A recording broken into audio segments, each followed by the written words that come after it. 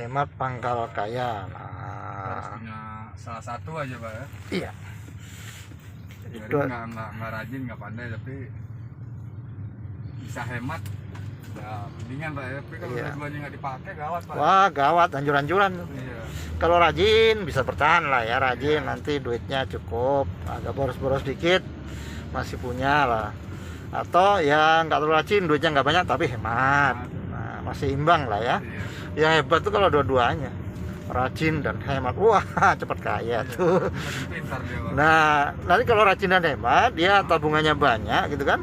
Nanti rajin bisnis lagi, rajin investasi, rajin kalau ada peluang gitu ya, wah bisa dapat banyak. Nah, sebetulnya itu yang dilakukan oleh orang-orang Cina itu, pengusaha sukses itu begitu. Mereka itu turun-temurun kali ya, sudah menjadi budaya keluarga.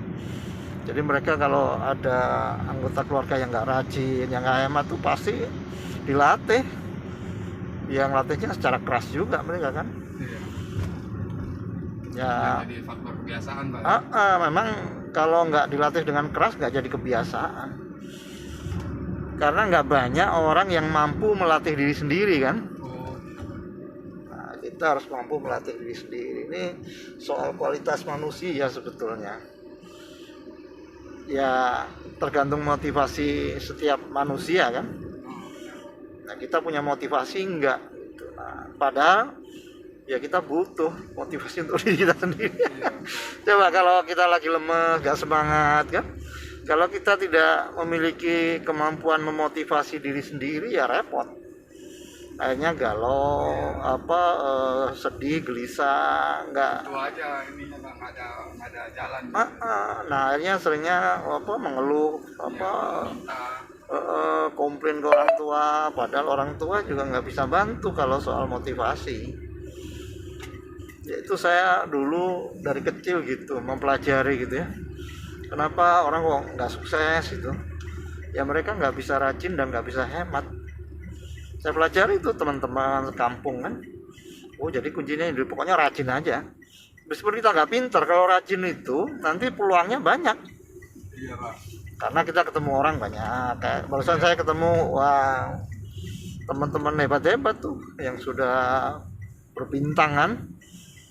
Wah ini orang hebat, ilmunya kita serap, semangatnya itu kan. Harus gaul mencari ilmu orang-orang hebat, orang-orang sukses. Ya katanya kalau kita pengen hangat, kita harus deketi api kan. Iya. Nah, kalau kita mau sukses, deketi orang-orang sukses. Nah, barusan saya ketemu dengan ini Raja. Dia ketua forum silaturahmi Keraton Nusantara. Dia raja dari Sulawesi dia. Oh, Sulawesi. Daeng Maparesa. Brigjen polisi dia.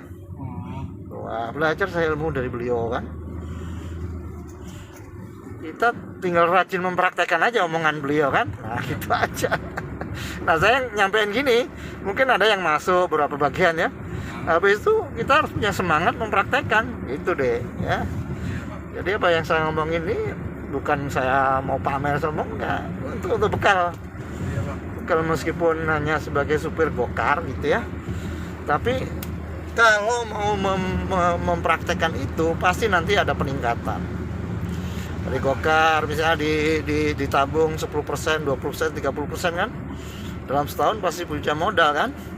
Iya Pak. Nah, punya modal nanti bisa usaha tambal ban, usaha ngisi angin ban kan, gitu-gitu aja. Ada kita yang kita sisihin gitu. Iya, cuman beli kompresor berapa kan paling. Nah, tapi nanti punya usaha, bisa memberdayakan teman-teman kan. Teman-temannya yang belum punya kerjaan, beliin kompresor sama alat-alat, selesai punya bengkel ban.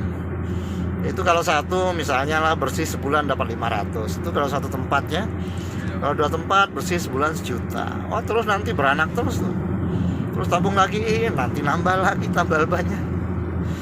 Tinggal masalah rajin dan hemat tadi. Ini sebetulnya kan budaya leluhur kita sebetulnya. Budaya nenek moyang kita, ya kan? Tapi kemana ilmu ini ya? Saya juga mikir-mikir. Budaya nenek moyang yang bagus luar biasa ini kok hilang, kemana? Gimana ceritanya kan? budaya itu Pak ya. Iya. Kalau lihat negara-negara maju di Eropa itu karena budaya nenek moyang leluhur yang bagus-bagus itu dijaga sampai hari ini. Kayak orang Jepang tuh lihat, dia pasti ngangguk ya. Iya. Nah ngangguk gitu, karena itu budaya apa? Mereka selalu menghormati orang lain, terutama orang yang lebih tua kan. Nah ketika mereka saling menghormati, maka mereka akan pasti bersatu, ya kan, kompak, Kompak. saling tolong menolong kan. Tolong menolong Pak. Iya, karena dasar utamanya udah saling menghormati, nggak ada egoisme. Kalau kita menghormati kan kita nggak mau mencurangi orang, kita nggak mau nggak mau karena kita menghormati kan. Sampaikan kejujuran dia. Jadi nama mengangguk menghormati itu menjadi modal penting untuk kompak, untuk bersatu. Nah kita ya sekarang kadang-kadang sama tetangganya nggak nyapa. Iya. Mereka aja Pak ya. Itu bingung saya kenapa ya, sama orang kalau disapa masih diem aja. Ini sebetulnya kenapa sih orang sama orang lain nyapa aja nggak mau gitu. Bahkan kadang-kadang ya anak buah saya itu juga disapa itu kayak nggak semangat gitu kan, kenapa sih? Padahal kan namanya kita ngobrol, kita nyapa itu kan menghibur kita, ya kan? Kita jadi refreshing, jadi ngomongin apa, jadi lupa dengan permasalahan beban yang selama ini kita pikirkan gitu kan. Nah itu yang orang nggak ngerti, nggak tahu bahwa dia itu butuh sebetulnya ngobrol, menyampaikan diskusi permasalahannya apa, yang harus pemecahnya gimana. Itu kan kalau nggak ngobrol sama orang kan kita buntu. Iya buntu. Itu iya nya stres. Iya, lagi aja yang ada Pak. Tapi orang itu ego, gengsi untuk cerita, untuk itu gengsi. Nah, saya heran, kenapa sih orang gengsi? Padahal sudah pasti manusia itu lemah, banyak kekurangan. Saya pun gengsi dan malu saya lepaskan di masa Iya. tahun ini Pak. Karena saya orang Sumatera. Oh, Sumateranya mana, Dek? Barat Pak. Oh, orang Padang keren Iya. nih. Siapa namanya? Hah? Namanya siapa? Ruli Akbar Pak. Ruli Akbar ya. Saya masuk salah sama orang Padang pejuang tangguh ya. Tapi saya sesalin kan sesalin sih emang untuk kehidupan saya. Iya. Saya besar di Jakarta Pak. Jadi falsafah orang Padangnya agak luntur ya. Jadi gimana ya? Kebetulan saya di dunia hitam itu di Tanah Abang Pak. Dari Tanah Abang ya. Iya, saya besar di Tanah Abang. Saya bergelut di dunia hitam dari kecil Pak. Oh, oke. Iya, tapi yang nggak saya sesalin. Ya. Dan bapak saya hijrah, bawa saya di suatu tempat di Tangerang Selatan. Iya. Kehidupan saya berubah total Pak. Wes, alhamdulillah ya. Hitam menjadi putih Pak. Alhamdulillah. Itu rezeki itu deh. Iya. Tapi yang saya sesalin, saya nggak bisa dapat ilmu orang tua saya itu. Ya mungkin ilmunya dapat dari orang lain ya. Iya, ya itu dia Pak. Mudah-mudahan. Ya, mudah-mudahan malam ini dapat inilah cahaya. Iya Pak. Jadi emang gimana ya? Ya itu skenario dari Tuhan, itu dari Allah gitu Iya. deh. Dan saya pun setiap orang yang bertemu pasti saya tegur Pak. Oke, Teguran bagus tuh. pertama itu bisa dilanjutkan atau tidak. Ya, Ketahuan Pak. oke, mantap. Iya, Pak. Itu ya benar kata Bapak. Rajin pangkah hemat. Kalau rajin ngobrol negur nanti ada aja peluang gitu kan. Iya, Pak. Saya pun juga nggak rajin, yang penting hemat. Iya. Iya. Saya nggak hemat, yang penting rajin. Dua Kalau itu. dua-duanya nggak kita pakai Pak, amsyong. Ambon. Iya, kalau kata orang Cina amsyong. Amsyong ya, hancur ya. Kebetulan saya juga gimana Pak ya, yang mempercayai saya Cina ada orang. Iya. Teman dekat, teman kecil ada. Iya. Sampai saat sekarang yang teman kecil yang nolongin saya Pak. Luar biasa. Iya. Jadi karena saya jujur sama dia, saya bilang bensin saya habis, saya nggak bisa beli bensin. Saya bilang. Kirim sama dia ya. Ya, lu narik dari kapan? Dari kemarin saya bilang. Masa dari kemarin? Iya. Karena dia tahu saya jujur, nggak pernah bohong. Senilai duit apapun waktu saya buka Bantu toko, ya. keterangannya ada tuh Pak. Hmm. Jadi saya minta apapun sama dia, Iya. udah beli, itu udah gua kirim ke rekening gua kan. Iya. Saya debit pom bensin langsung, nggak saya cek Pak. Yakin Bisa, aja ya. Iya, bisa. Orang memang itu ATM khusus untuk di mobil Pak. Luar biasa. Iya, bisa, bener dikirim. Makasih bro, saya bilang. Itu teman kecil Pak. Ya luar biasa. Sampai Ya. saat saya tanya utang saya berapa, Dia nggak mau ngomong ya. dia cuma nanya, lu punya duit nggak? Saking saya berteman begitu Pak. Nah itu ya luar biasa ya kalau sudah akrab, sudah seperti saudara ya. Kalau udah punya duit, merasa ini udah bisa berbagi orang baru lu tanyakan utang. Tapi kalau lu belum punya duit, belum bisa berbagi sama orang, usah nanya utang berapa. jangan lu bisa nanya utang. Kita mau lewat tol apa lewat mana, Pak? Lewat Biasa aja lah sambil ngobrol kan, Iya, biar seru nih. Nah, saya pernah nanya orang Padang itu katanya punya datuk ya. Oh iya, Pak. Nah, gimana itu soal datuk tuh? Kalau datuk itu suatu sebenarnya Tokoh lah ya, yang panut gitu ya. ya yang panut di keluarga Keluarga perempuan, besar Pak. lah. Oh, perempuan ya, keluarga besar gitu Ya. ya. Kalau keluarga laki itu jarang, Pak. Jadi yang lebih dekat darah itu di keluarga Minang adalah seseorang perempuan, Pak. Iya, iya. Jadi di keluarga Minang itu kalau perempuan di Bukit Tinggi itu dirangkul dari turun menurunnya dan Iya. dijadiin suatu datu, Pak. Datu ini adalah gimana ya, kalau setahu saya juga besar di sini, Pak. Saya pernah nanya gini, jadi datuk itu adalah pemimpin yang Ya. dipilih bersama untuk ya mengelola, menunjukkan arah, memutuskan gitu kan. Nah, ini keren menurut saya karena Nah, kita itu dalam hidup harus ada pemimpin. ya, Kalau nggak ada pemimpin kita masing-masing, nggak kompak, kayaknya ya nggak berhasil. Kenapa? Karena tidak terjadi penyatuan sumber daya ya. ya, dan Misalnya, ada komunikasi atau iya. Kalau ada pemimpin kan ada yang buat kompak, ada yang bersatu. Iya. Semuanya nurut sama pemimpin. Nah, pada saat kita nggak punya pemimpin, akhirnya ya kita mau nurut siapa? Jalan masing-masing kan. iya benar, Pak. Nah, itulah yang akhirnya kita lemah. Kita nggak bisa berbuat apa-apa. Orang Padang ini saya salut, punya datuk, punya pemimpin, sehingga sumber dayanya, kekuatannya bisa disatukan. Iya. Itu apalagi orang Padang ini orangnya hemat semua itu luar Iya, biasa. Pak. Ya, aku ya orang. Dalam perhitungan emang hidup ini harus ada perhitungan. Iya, kalau nggak dihitung ya kacau. Kacau, iya benar. Orang kita mau jalan aja butuh energi kan. Iya. Energinya berapa, kita harus siapin. Kita mau kerja gini kan, kalau nggak makan ya nggak kuat ya kan? Nah, untuk makan berarti kita butuh dana berapa, biaya berapa gitu ya. Nah, saya sama budaya Minang itu luar biasa. Nah, bagaimana budaya Minang ini dilestarikan? Nah, karena apa? Kita melihat orang-orang Minang itu yang dulu-dulu itu berhasil kan. Iya, Pak. Kalau kita ingin berhasil ya tinggal nyontoh aja. Iya, Pak. Itu dia orang tua saya dari zamannya Kenek, Pak. Jadi pengusaha besar, dan roda itu emang berputar, Pak. Iya, iya. Dulunya pengusaha besar ya, dari Kenek awalnya. Awalnya dari Kenek, Pak. Dia punya pengelola konveksi training merek jaket, Pak. Di mana itu? Di Tanah Abang. Oh, tapi Tanah Abang ya, karena pengusaha. kehidupan di Tanah Abang itu Iya, ya, keras ya. brutal. Dia punya rumah di Tanah Abang, 2 rumah. Dia dijual, dia pindah, Pak. Oke. Jadi dia di Tangerang Selatan itu Iya, ada pengajian dekat masjid, dekat rumah. iya. Dia bilang, udah naik haji belum? Kenapa nggak naik haji? Karena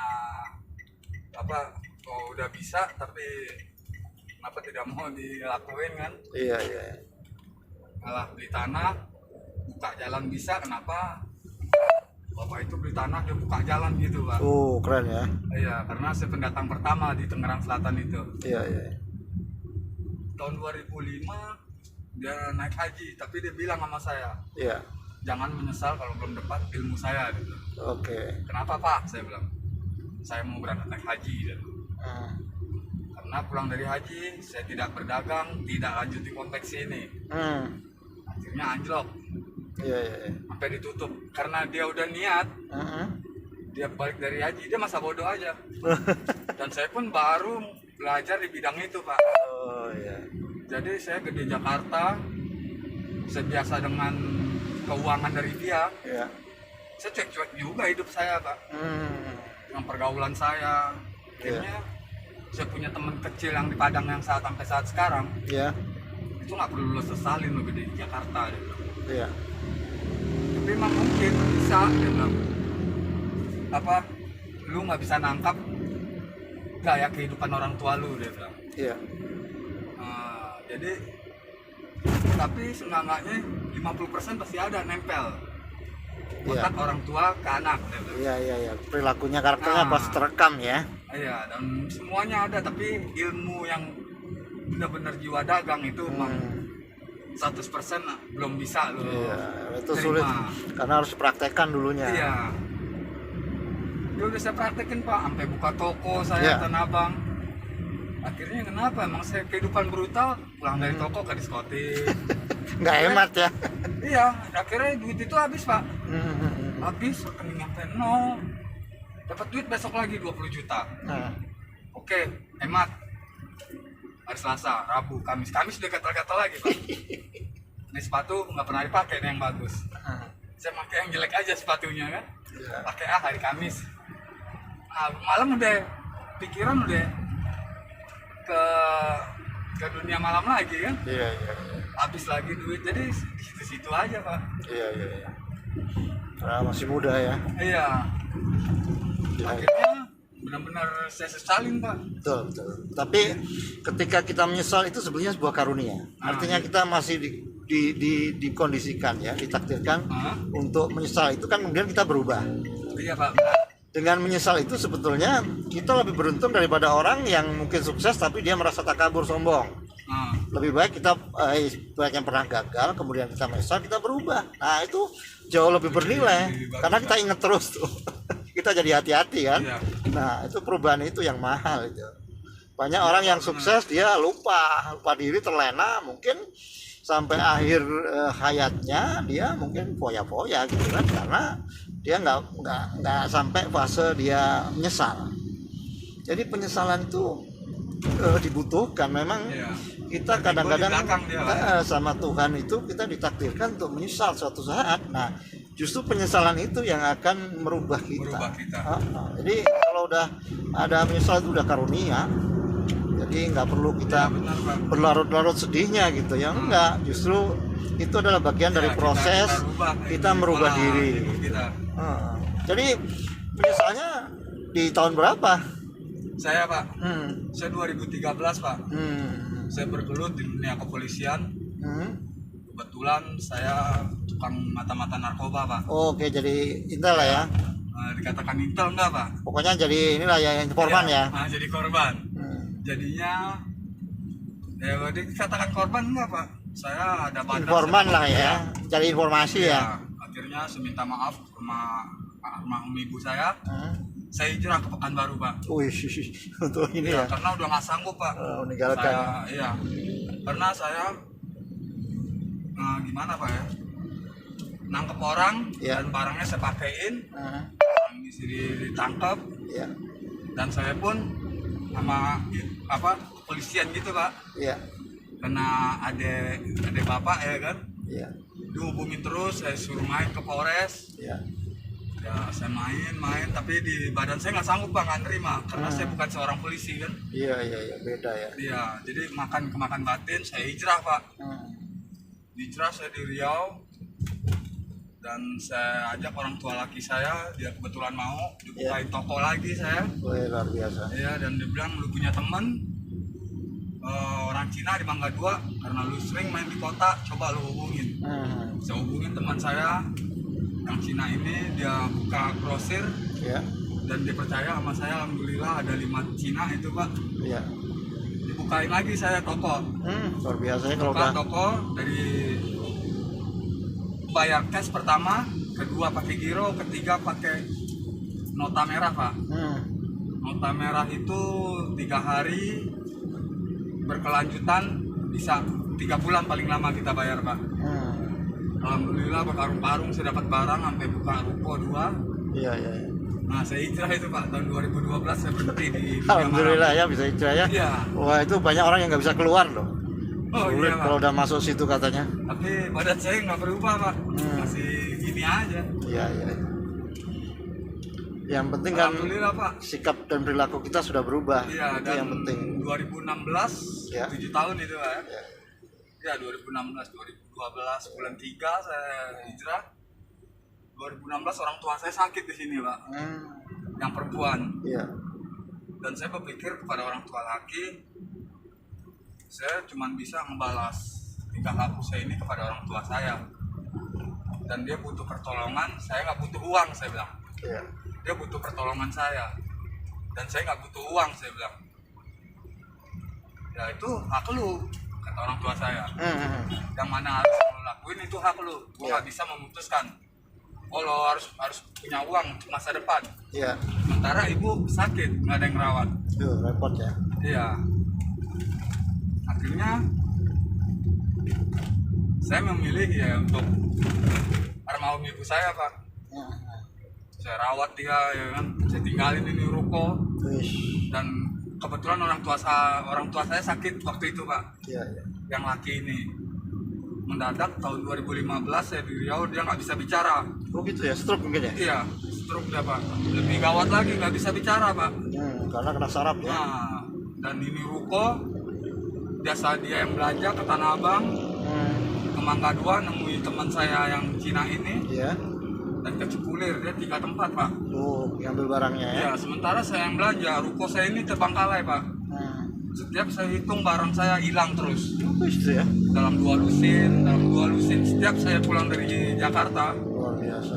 barang yang saya cek stok Selalu ID-nya, berkurang. itu berubah semuanya. Saya pasang di CCTV nggak ketahuan. Wah. Saya udah pusing lah, udah capek. Itu CCTV sementara ini notabone yang di ruko Iya. berantakan. Sekarang ngeliatin CCTV terus, dicek terus tiap malam. Jadi saya nggak percaya sama orang. Saya kalau nggak percaya sama orang, Langsung cek ya. berarti saya nggak punya kejujuran juga sama orang Pak. Iya, iya, nggak punya kepercayaan. Ya, seharusnya kita mempercayai orang udah percaya, Udah percaya aja udah. ya, ikhlaskan ya. Ikhlaskan itu mang rezeki dia diambil, Iya, betul. ada lagi penggantinya. Iya, Saya nggak bisa saya tanamin itu Pak. Saya nggak bisa orang itu jujur. Iya. Saya modalin gitu Pak. Ya itu yang belum bisa saya. Saya masih ada rasa Rasa was-was. curiga ya. Rasa Iya. khawatir. Sebenarnya orang yang mempercayai saya pun dari teman dekat Cina itu ada Pak. Kenapa saya nggak bisa mempercayai orang?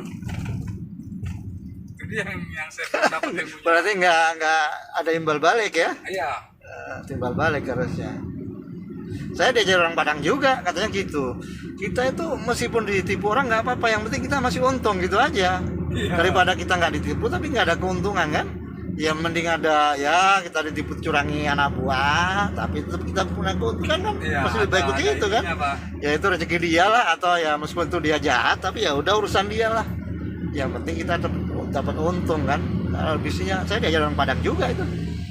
Saya baru iya bener juga ya. Iya. Daripada kita mungkin tentram, kita nggak ditipu orang, tapi kita nggak dapat keuntungan kan? Buat apa? Berapa Pak ya? Oh ini jiwa besarnya pengusaha itu gini nih caranya. Iya Pak, sama kayak yang di ini. Ya gimana ya? Dapat untung tapi kalau untuk merugikan kita untuk apa dipakai? Iya betul. Iya. Ya sama kayak waktu saya ngikut di bidang kepolisian itu Pak. Belok kiri nih ya. Saya untung dapat tapi merugikan di badan saya Pak. Oh waktu itu dapat dana ya? Oh iya Pak, jadi gimana Pak ya? Jadi Ya. dananya itu memang dana operasi dari kepolisian atau dari barang yang disita itu? Barang yang disita Pak. Oh itu serangan kita ya? Iya udah gitu kan kita pakai. Ruginya di badan kita Pak. Iya iya. Kalau nggak kita pakai, kita nggak tahu siapa yang penjualnya Pak. Betul juga. Karena Iya. kan harus berhubungan Iya, kan, sebagai berhubungan, pengguna ya. Iya, dan Iya. pun saya punya teman Iya. di Serse Surabaya Pak. Dia nggak mau milih bidang narkoba. Dia milih Ranmor Pak. Karena Iya, badan Ranmor aman, ya. kejahatan dia di bidang apa itu dia bilang namanya. Saya kurang paham juga dan itu benar dia menggila Pak. Kejahatan dimanapun saya tembak mati dia bilang. Tapi kalau narkoba gimana ya? Dia bilang kebatin juga. Iya iya. Orang tua yang ngemis-ngemis ditangkap, dia minta keluarin anaknya dan dia ingat sama orang tua dia. Iya iya. Gua dibiayain mahal-mahal, sementara nih orang tua nangis-nangis minta ini.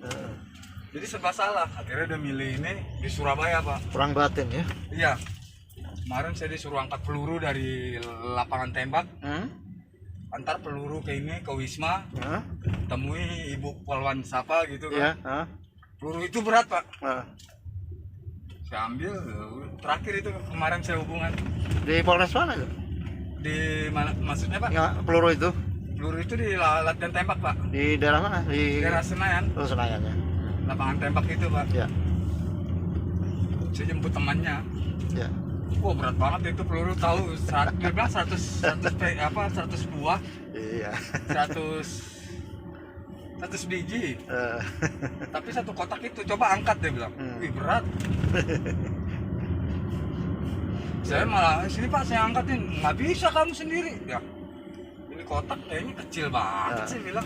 ya berat ya. Iya, pas saya angkat tuh ternyata berat Pak. Kita Peluru lewat asli lewat itu, yang Pak. atas, kita lewat yang atas. Oh yang atas Pak. Iya ya. Begitu turun nanti langsung belok kiri apartemen.